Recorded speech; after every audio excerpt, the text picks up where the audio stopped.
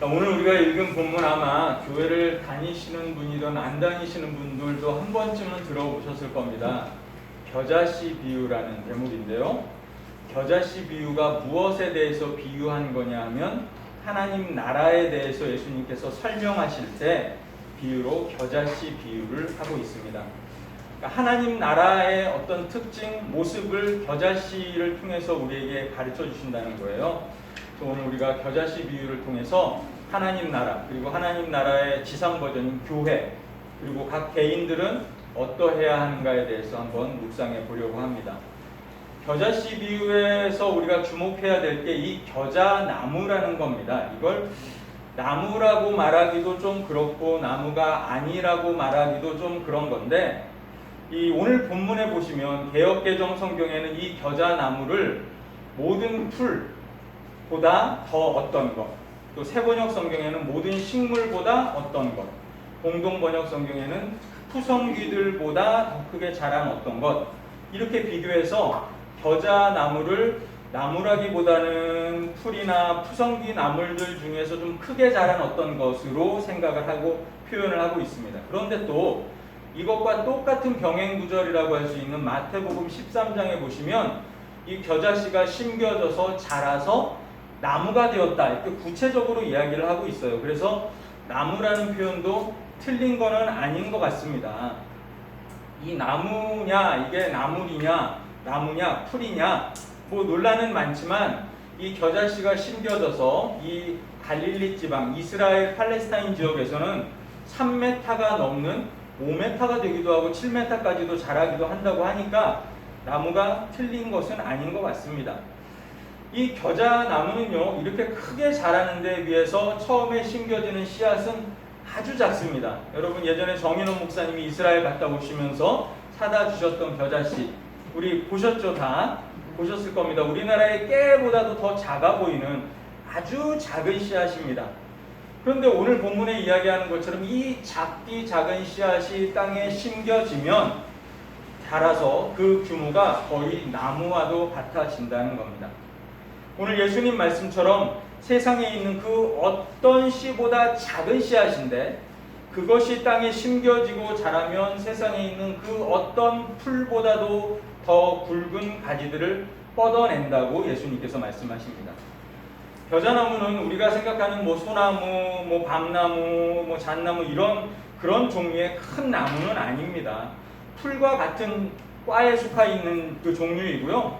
그런데 그것이 자라면 사람의 키보다는 훨씬 큰 2m, 3m, 5m, 7m까지도 자라기도 한다고 합니다. 그래서 사람들이 그것을 또 성경에서 그것을 나무라고 표현하기도 한 것 같습니다. 그러면 과연 오늘 예수님께서는 제자들과 무리들에게 이 겨자씨 비유, 이 겨자나무 비유를 통해서 과연 무엇을 말씀하시려고 하는 것인가? 하나님 나라의 어떤 점을 부각시키려고 말씀하신 것인가? 우리가 같이 한번 생각해 보려고 합니다. 짧게 한번 생각해 보겠습니다. 먼저 겨자씨로 비유된 이 하나님 나라에는 무엇이 있느냐? 생명이 있다는 겁니다. 여러분 겨자씨가, 그 작은 겨자씨가 땅에 심겨져서 시간이 지나면 나무처럼 아주 크게 자라났습니다. 왜 그게 가능했느냐? 그 작은 씨 안에 생명이 존재했었기 때문입니다. 생명이 없는 씨앗은 아무리 큰 씨앗이든 아무리 많은 씨앗이든 심겨져도 결코 살아나지 않습니다. 싹이 나지 않습니다. 하나님 나라도 마찬가지라는 겁니다. 하나님 나라에는 생명이 있다는 거죠. 하나님께서 주신 그 생명이 존재하기 때문에 하나님 나라는 반드시 성장하게 되어 있다는 겁니다. 하나님 나라 천국은 반드시 이 땅 가운데서 성장하게 되어 있다. 이것을 예수님께서 가르쳐 주시는 거예요. 그러면 여러분, 천국이라는 게 뭐냐? 천국은 우리가 나중에 죽어서 가야 되는 그 어떤 먼 원초적인 고향 이런 의미를 말하는 게 아닙니다. 지금 예수님께서 여기서 말씀하시는 천국은 예수님이 이 땅에 오시면서 이 땅 가운데서 이루어지길 원하셨던 하나님 나라를 의미하는 겁니다. 그 하나님 나라는 오늘 우리가 살고 있는 바로 지금, 바로 여기 이 사회에서 이루어야만 하는 그런 어떤 나라입니다. 우리가 살아가는 곳, 그것이 어디든 간에 우리가 있는 곳에서 반드시 이루어져야 할 것이 천국, 곧 하나님 나라입니다. 여러분, 누가복음 17장에 보시면 예수님께서 이런 말씀을 하십니다. 하나님 나라는 볼 수 있게 임하는 것이 아니요 또 여기 있다 저기 있다도 못하리니 하나님의 나라는 너희 가운데 있느니라. 하나님의 나라는 너희 가운데 있느니라 이렇게 말씀하십니다. 하나님 나라가 너희 가운데 있다, 이게 무슨 말일까요? 하나님 나라가 물론 개인의 마음 가운데 이루어진다, 뭐 이런 의미가 있기도 합니다. 그러나 동시에 하나님 나라는 너희들 가운데, among you, 너희들이 인간관계를 맺고 살아가는 그 가운데, 관계성 속에 존재한다, 이런 의미이기도 합니다. 우리가 발딛고 살아가고 있는 이 현실적인 관계 속에 하나님의 나라가 존재하고 이루어진다는 뜻이죠. 복음이 역사하고 그리고 하나님이 통치하시면, 우리가 하나님의 통치권을 인정하면 우리의 내면에는 하나님의 나라가 임재하고 이루어지게 됩니다. 동시에 우리를 통하여서 우리와 관계 맺고 있는, 우리와 함께 살아가고 있는 모든 사람들과의 관계 속에서도 하나님의 나라가 우리를 통해서 이루어진다라는 것입니다. 거기에 하나님의 통치가 이루어지고 성령의 역사가 나타나기 때문입니다.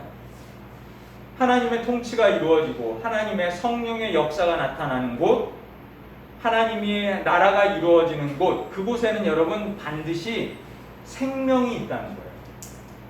반드시 생명이 있습니다. 그 생명을 통한 변화와 성장이 반드시 따르게 됩니다. 여러분, 우리가 성장한다, 자란다라는 말은 우리에게 긍정적인 어떤 변화가 일어났다, 이런 뜻입니다. 우리가 어릴 때만 해도 우리는 오로지 자기만 알죠. 자기 배부른 것만 중요하고 자기의 어떤 표현이나 감정이 타인의 감정에 어떤 상처를 줄런지, 타인의 말과 행동에 어떤 영향을 미칠지에 대해서는 전혀 개의치 않습니다. 그게 어린아이죠. 그런데 우리가 성장하게 되면, 변하게 되면 달라집니다. 다른 사람을 배려하게 되고요, 다른 사람에게 양보하게 되고, 함께 살아가는 법, 더불어 살아가는 법에 대해서 배우게 됩니다. 만약에 어른이 되었는데 나만 알고 내 이익만 추구하고 우리 집, 우리 가정만 중요하게 여긴다면 그는 제대로 성장한 사람이 아니겠죠. 그는 어쩌면 발달장애를 앓고 있는 사람이거나 또는 사회 부적응자일 겁니다. 반드시 치료가 필요한 사람이죠. 마찬가지로 하나님의 통치가 임하고 성령이 역사하시는 이 하나님 나라, 이 하나님 나라는 유기적인 생명체와 같기에 시간이 지남에 따라서 반드시 이런 긍정적인 변화와 성장이 일어나야 합니다. 변화의 시작은 물론 개인에게서 일어납니다. 개인이 거듭나는 것, 중생이라고 우리가 말하죠.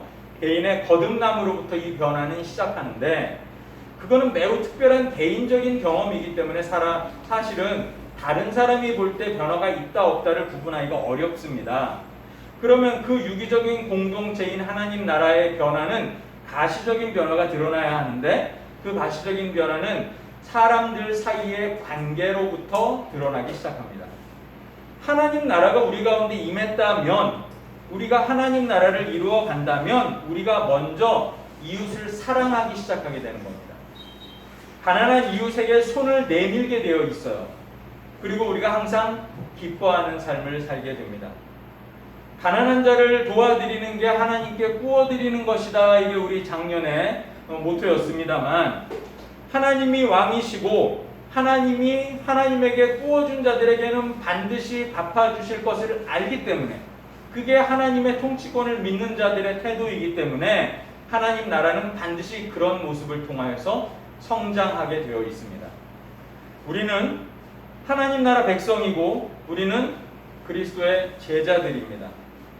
우리는 우리가 속해 있는 그곳, 즉 하나님 나라에서 반드시 긍정적인 변화를 이끌어내야 할 책임이 있습니다.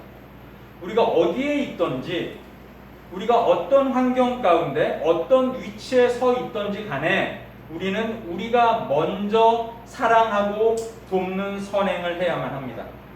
이웃을 섬겨야만 합니다. 이웃의 가난한 사람들을 절대로 못 본 채 해서는 안 됩니다. 그게 바로 하나님 나라의 변화이고 성장이고 그리고 자람입니다. 체험교회에 속한 우리들이 그렇게 변화되어져 가야만 합니다. 우리 가운데 그런 변화가 일어날 때 비로소 우리 마음에 그리고 우리 공동체 안에 하나님의 나라가 이루어지고 있다는 뜻입니다. 겨자씨 비유의 첫 번째는 생명이 있다 이렇게 말씀을 드렸는데요. 겨자씨 비유를 통해서 예수님이 우리에게 말씀하시는 또 다른 포인트는 이 겨자씨가 심겨져서 나무가 된 이후에 그 나무는 어떤 모습을 하고 있어야 하느냐? 새들이 와서 깃들이는 장소가 된다는 점에 있습니다. 여러분, 하나님 나라는 그런 곳이에요. 하나님 나라는 누구든지 차별하지 않고 들어올 수 있는 곳입니다. 모든 사람에게 열려진 곳이 바로 하나님 나라입니다. 다 자라난 겨자나무는 3m도 되고 5m도 된다고 했는데 그 나무의 그늘 아래로 각양각색의 새들이 모여들어 옵니다. 거기에는 예쁜 새도 있을 수 있어요. 화려한 새도 있을 수 있어요. 그러나 작고 힘없는 새도 들어올 수가 있습니다. 못생긴 새도 둥지를 틀 수 있겠죠.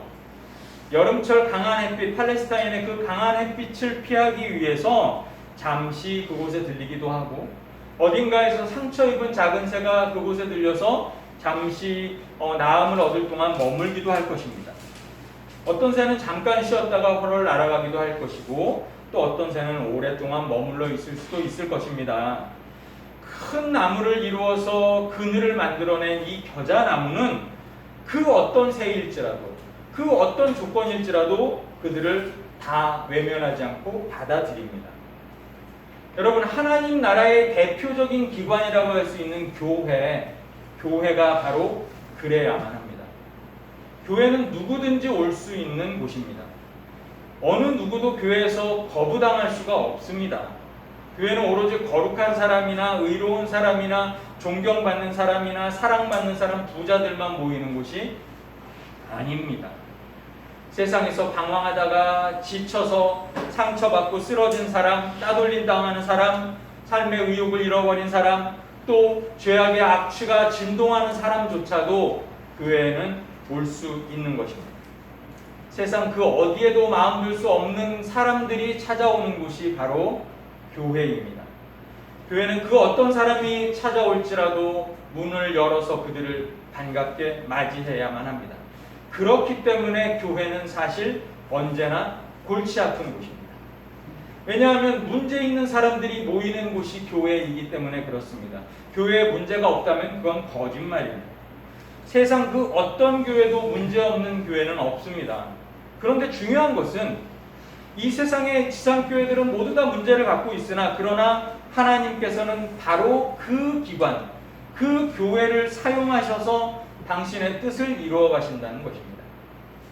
성경에 등장하는 여러 교회들이 있습니다. 대표적인 신약 교회들 중에 첫 번째가 예루살렘 교회입니다. 예루살렘 교회는 예수님 승천하시고 바로 생겨난 교회인데 한 번 설교할 때마다 3,000명이 부흥하고 5,000명이 부흥했던 어마어마한 교회였었습니다. 예루살렘 교회의 교사들은 누굽니까? 사도들이었습니다.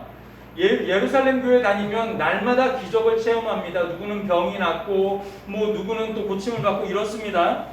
성도들은 또 다 열심입니다. 모두 다 날마다 성전에 모여서 같이 자신의 재산을 나누어서 사람들과 공유합니다. 가난한 사람들을 돕습니다. 이렇게 좋고 이렇게 사도들이 다스리던 예루살렘 교회에도 히브리파 과부들과 헬라파 과부들 사이에 문제가 일어납니다. 그것 가지고 불평불만이 생기고 그래서 결국은 집사를 뽑게 되잖아요. 아무리 그럴듯한 교회였었던 예루살렘 교회 안에도 문제가 있었던 겁니다. 성경에 등장하는 교회들 중에서 가장 은사가 넘치는 교회가 어느 교회냐면 고린도 교회입니다. 고린도 전서, 고린도 후서에 등장하는 이 고린도 교회, 그리스 지방에 있었던 이 고린도 교회는 정말 예언의 은사, 방언의 은사, 모든 은사가 넘쳐났었습니다. 그런데 이 고린도 교회만큼 문제가 많았던 교회도 없습니다, 여러분. 고린도 교회는 첫 번째 파가 아주 극명하게 나뉩니다. 나는 바울파, 나는 베드로파, 나는 아볼로파, 나는 그리스도파. 그들은 연합하지 않습니다. 같이 먹고 같이 어울리고 자기들끼리만의 행동을 합니다. 또 이방 신전에 드려졌었던 그 고기, 그 당시 그 지역에서 시장에서 팔고 있었던 고기는 대부분 다 이방 신전에 드려졌던 고기들인데, 그 고기를 먹어도 되느냐 먹으면 안 되느냐 가지고 종교적인 분쟁이 붙었습니다. 그것 가지고 서로 갈등하고 싸웁니다. 심지어는요, 예수를 그리스도로 고백하면서도 성관계가 아주 문란한 사람들이 교인이라고 버젓이 나와 앉아 있었습니다. 또 어떤 사람들은 교회의 질서를 무너뜨립니다. 교회의 질서를 무너뜨려서 예배 중에도 벌떡 일어나서 자기가 받은 은사대로 설교하려고 들고, 가르치려고 들고, 기도하려고 들고, 방언하려고 들고 했었습니다. 그리고 또 서로 은사를 비교합니다. 내 은사가 더 좋은 은사야. 네 은사는 별거 아니야. 내가 하나님의 사랑을 더 받아.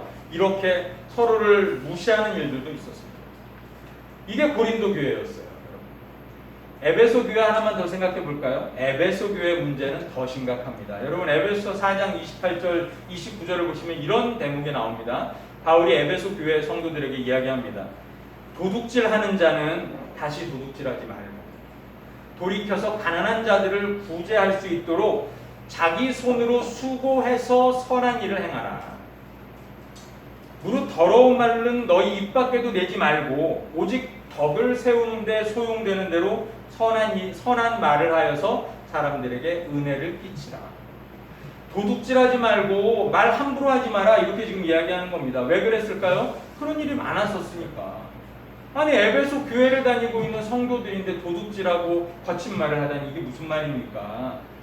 좀 심했네요, 그죠? 그러나 도둑질은 오늘날 우리가 생각하는 절도가 아닙니다, 여러분. 이 도둑질을 가리키는 헬라어는요, 모든 종류의 횡령, 착복, 속이는 행위, 착취하는 것, 이런 것들을 통해서 부를 축적하는 행위를 도둑질이라고 했었습니다. 몰래 가서 남의 물건을 훔치는 게 아니에요. 오늘날에도 그런 일들이 많잖아요. 갑질하고 남의 것을 착취하는 일, 횡령하는 일 많잖아요. 그것을 공개적으로 바울이 지적할 정도면 그 당시에 에베소 성도들의 상황이 어땠었겠나 우리가 능히 유추해 볼 수 있을 것입니다.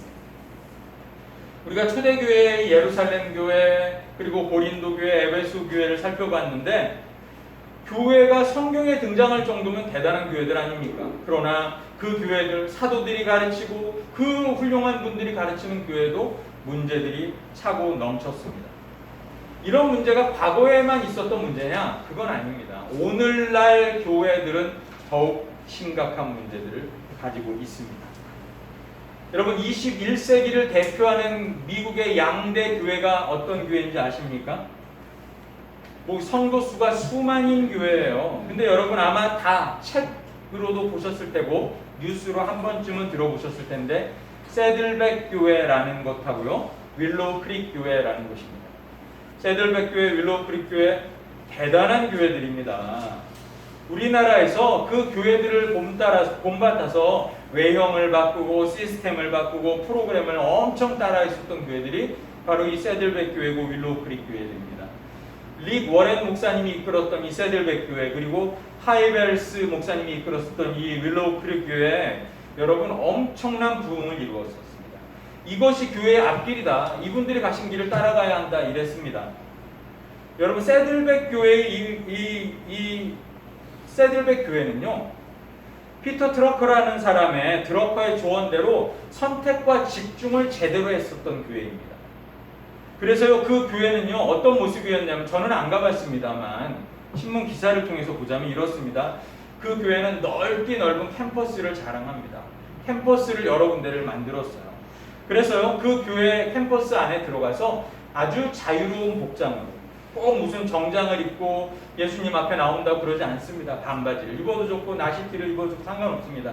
아주 자유로운 복장으로 자기들이 편안한 곳에 가서 앉습니다. 아무 곳이나 편안한 곳에 가서 앉아서 아주 심플한 예배를 드립니다. 순서를 최대한으로 압축했어요. 찬양, 말씀, 그리고 영상 광고, 이게 답니다. 찬양팀은요, 그 어디에 견주어도 딸리지 않는 프로 연주자들이 찬양을 합니다. 듣고 구경하기 참 좋은 그런 프로그램들을 보여줍니다. 그러나 여러분, 이 세들백 교회는 결국 실패했습니다. 이 세들백 교회의 문제는요, 예수 그리스도를 베스트셀러 상품으로 전락시켜 버렸습니다. 이 세들백 교회는요, 예수 믿겠다고 찾아 나오는 이 죄인들을 상품 구매자로 만들었습니다. 나와서 보고 괜찮으면 그것을 사라는 거예요.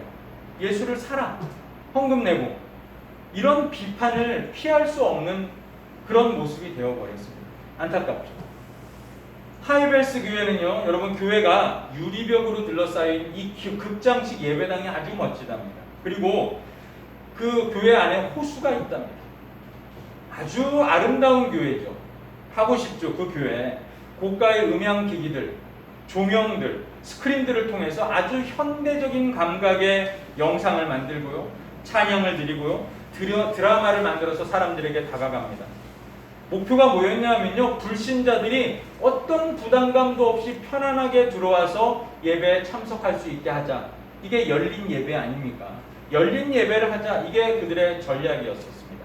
이 전략은 매우 성공적이었습니다. 사실은 신도수가 기하급수적으로 늘어났습니다.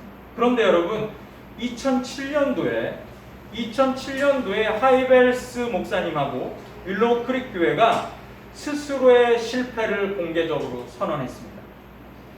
자기들의 교회와 자기들이 드리고 있는 이 예배가, 자기들이 만들어낸 이 프로그램이 그것에 참여하는 사람들을 예수의 제자로 만들지 못했다고 자인해버린 겁니다.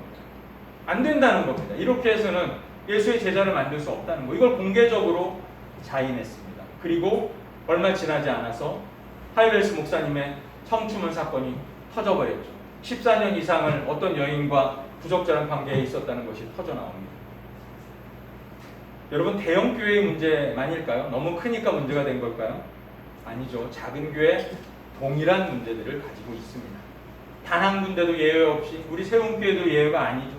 많은 문제들을 가지고 있습니다. 그러면 여러분, 교회마다 문제 없는 곳이 없습니다. 한국 교회 특히나 시끄럽지 않습니까? 무슨 교회는 뭐 어떤 목사가 문제고, 무슨 교회는 어떤 장로가 문제고, 무슨 교회는 이런 문제가 있고 저런 문제가 있고, 문제 없는 교회가 없습니다. 또 정치색들이 짙어지면서 교회인지 정치 집단인지 구분이 안 되는 것도 많아요. 자, 여러분, 그러면 세상 사람들이 이제 교회를 주식회사 예수라고 부르지 않습니까? 세상 사람들이 교회 목사들을 다 그냥 뭐 어떤 그 사업가 정도로 인식을 하는 수준이죠. 사업가는 좋은 인식이고 사기꾼으로 인식하죠. 솔직히 말하면.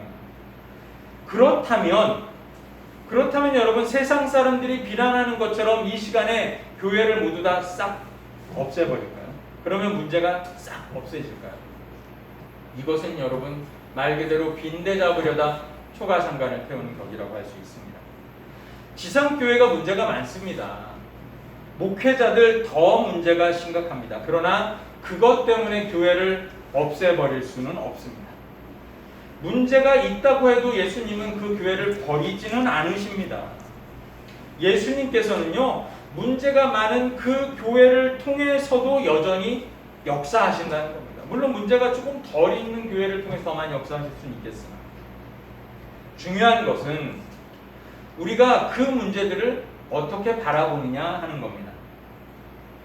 교회에 많은 문제가 있고 목사들이 타락했기 때문에 교회는 모두 다 나쁘고 목회자들은 모두 다 나쁜 놈들이야, 믿을 수가 없어, 이렇게 생각하면 그 사람은 결코 교회를 통해서 그 어떤 은혜도 받을 수가 없습니다. 그러나 문제를 보기보다는 문제가 있음에도 불구하고 그 문제가 있는 교회를 통하여서, 목회자를 통하여서 역사하시는 하나님의 섭리의 손길을 보는 사람은, 그렇게 신앙생활하는 사람은 늘 행복한 거예요. 늘 감격해서 살아가는 겁니다. 여러분, 바나바를 한번 생각해 보세요. 사도행전에 등장하는 바나바, 성령 충만했던 바나바, 그가 안디옥 교회로 보내집니다. 안디옥 교회는 이방 교회 아닙니까? 이방 교회에 문제가 없었겠습니까? 유대인과 이방인 사이에 갈등도 있었고, 이방인들 사이에 갈등도 있었고, 그들의 오래된 습관 때문에 생겨나는 율법과의 갈등도 있었습니다. 무지 많은 갈등들이 있었습니다. 그러나 성령 충만한 바나바는 그곳에 가서 그 갈등과 문제 때문에 절망하거나 낙심하지 않았습니다. 그는 그 문제들을 바라보기보다는 하나님의 은혜, 그 교회에 부어주시는 하나님의 은혜에 주목했습니다. 그것 때문에 기뻐했어요. 그것이 바로 성령 충만한 사람의 특징이라는 거예요. 문제를 보지 않고 문제 가운데 역사하시는 하나님을 바라봤다는 것입니다. 문제를 보고 불평하는 사람이 아니라 문제 속에서 역사하시는 그 하나님의 능력과 역사하신 그 하나님의 손길을 바라보며 감사하고 기뻐하는 사람이 진정으로 성령 충만한 사람입니다. 그리고 문제가 있다면 남 탓할 게 아니라 내가 먼저 나서서 그 문제를 감싸고 그 문제를 포용하고 그 문제를 풀어가려고 애써야만 합니다. 여러분, 어떤 문제를 들고 교회를 찾아오는 사람이 있어요. 어떤 사람이 와서 그 사람 때문에 문제가 생기기도 해요. 그러나 교회라면 그 사람을 품어주고 그 사람의 이야기를 들어주고 그 사람을 함부로 판단하지 않고 함께 그 사람과 기도해 주어야 합니다. 그들의 쉴만한 그늘이 되어 주어야 한다는 겁니다. 그것이 바로 이 겨자씨 비유를 통해서 예수님께서 우리에게 말씀해 주려고 했던 비유의 요점입니다. 다 자란 겨자나무에는 온갖 종류의 새들이 와서 깃들입니다. 겨자나무는 그것을 거부하지 않고 모두 다 받아들여 줍니다. 그리고 그 새가 안고 있는 문제들을 새 스스로 해결할 수 있을 때까지 그늘을 제공하면서 기다려줍니다. 그저 기다립니다. 오랜 날개짓으로 지쳐있던 새가 와서 있었다면 충분히 휴식하고 떠나갈 수 있도록 기다려줍니다. 상처 입은 새가 왔다면 그 상처가 다 나아서 날아갈 수 있도록 마찬가지로 기다려줍니다. 그게 겨자나무입니다. 여러분, 교회도 마찬가지여야 한다는 겁니다. 우리에게 세상에서 상처받은 사람들이 교회를 찾아옵니다. 그러면 우리는 그 사람이 상처가 회복되고 치유될 수 있도록 돕고 기다려 주어야 합니다. 우리가 물론 힘이 없고 우리가 가진 게 많지 않을지라도 우리는 작은 도움의 손길이라도 그들을 향하여서 내어놓아야 합니다. 나의 따뜻한 말 한마디가 위로가 되고 치유가 되기 때문에, 나의 따뜻한 눈빛이 그에게 마음의 위로가 되기 때문에 그들을 품어주어야 합니다. 그리고 위로의 말을 건네주어야 합니다. 그것이야말로 참된 교회의 모습입니다. 겨자씨가 자라서 이 나무가 된 이 겨자나무는 그곳에 깃드는 새들에게 시원한 그늘을 제공합니다. 어떤 새에게든지 차별 없이 그 그늘을 제공합니다. 비록 키가 크지 않고 우거지지 않은 겨자나무일지라도 자신을 찾아오는 새들에게 좋은 그늘을 기다리며 제공합니다. 우리 세움교회가 세상에 그늘을 제공하는 교회가 되었으면 좋겠습니다. 세상살이에 지치고 힘든 사람들이 우리를 찾아올 때, 우리 교회를 찾아오거나 또는 여러분 개인적으로 찾아와서 여러분에게 위로받기를 원할 때 그들의 그늘이 되어줍시다. 그게 바로 교회의 사명이고 그리스도인들의 사명입니다. 세상을 살아가느라고 지치고 힘든 모든 사람들에게 그늘을 제공하는 교회가 됩시다. 세상에는 우리가 생각하는 것보다 훨씬 더 많은 사람들이 그늘을 찾지 못하고 방황하고 있습니다. 작은 그늘이라도 찾으려고 애쓰고 있는 사람들이 많습니다. 광야 같은 이 세상에서, 이 험한 세상에서 그늘을 찾지 못해 방황하고 고통당하고 있는 사람들에게 우리 세움교회가 작은 그늘을 제공해 주어야 합니다. 새에게 겨자나무일지라도 이 겨자나무의 그늘이 필요했던 것처럼 오늘 이 척박한 위기의 시대를 살아가고 있는 사람들에게 반드시 이 교회라는 그늘은 필요합니다. 여러분, 그늘은 말없이 그저 그 자리에 있어주면 됩니다. 그늘이 무슨 기능, 무슨 일을 하는 게 아닙니다. 교회는 묵묵히 세상을 향하여서 문을 열고 그리고 언제든지 교회의 그늘로 들어오려고 하는 사람들에게 그늘을 제공해주며 기다리면 됩니다. 사랑하는 우리 세움교회 성도 여러분, 세움교회는 세상에 지친 사람들에게 작은 그늘이 되어 주어야 합니다. 하나님께서는 우리 교회가 이 세상에 작은 그늘이 되기를 원하십니다. 이번 한 주간 흩어진 교회인 여러분이 우리 세상 사람들에게 그늘이 되어 주십시오. 모이는 교회인 우리가 또 서로에게 그늘이 되어주고 우리는 세상에 나가서 세상의 그늘을 제공합시다. 여러분의 도움을 필요로 하는 사람들이 생각보다 많이 있습니다. 교회가 그리고 하나님의 백성인 우리가 최선을 다해서 그들을 돌보고 그늘과 쉼을 제공하는 한 주간 되시기를 축복합니다. 아멘. 우리 같이 기도